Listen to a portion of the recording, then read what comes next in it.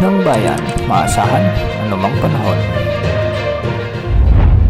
Magandang araw po sa ating lahat. Narito ang update sa lagay ng panahon ngayong araw ng Martes, April 30, 2024. Sa araw na ito ay makakaapekto pa rin ang Intertropical Convergence Zone sa bahagi ng Mindanao. Makakaapekto rin ang ridge ng high pressure area sa eastern section ng Luzon. Ngayong araw din ng Martes ay magpapatuloy ang pag-iral ng easterlies o ang mainit na hangin mula sa karagatang Pasipiko. Ito ang magdadala ng mainit o maaliwalas na panahon sa maraming lugar sa bansa. Kahapon, pumalo sa 51 degrees Celsius ang pinakamataas na heat index sa Dagupan City, Pangasinan. Ngayong araw, posibleng umabot naman sa 49 degrees Celsius ang pinakamataas na heat index sa Dagupan City, Pangasinan ulit. Papalo naman sa 47 degrees Celsius sa Apari, Cagayan at 46 degrees Celsius sa Tuguegarao City, Cagayan. Posible ring umakyat sa 45 degrees Celsius ang heat index sa Lawag City, Ilocos Norte, Batac City, Ilocos Norte, Iba, Zambales, Coron, Palawan, Aborlan, Palawan at Pili, Camarines Sur.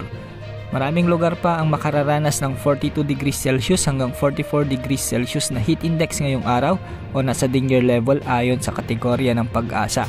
Patuloy nating pinag-iingat ang lahat sa mga sakit o karamdamang maidudulot ng mainit na panahon sa ating mga kababayan.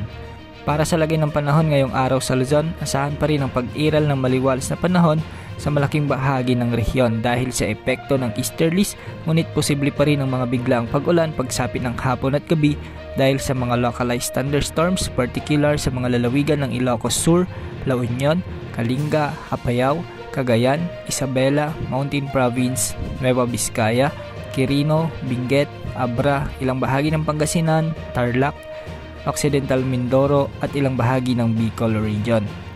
Ngayong araw din sa Visayas at Palawan ay magiging maaliwalas at bahagyang maulap pa rin ang panahon, ngunit may mga inaasahan ding ilang mga pag-ulan dahil sa mga localized thunderstorms, particular sa bahagi ng Bohol, Negros Provinces, Cebu, Samar at Leyte Provinces. Sa natitirang bahagi ng Visayas ay asahan naman ang maliwalas na panahon ngayong araw. Sa Mindanao naman ay posibleng makaranas ng mga kalat-kalat na pag-ulan ng halos buong rehiyon ngayong araw.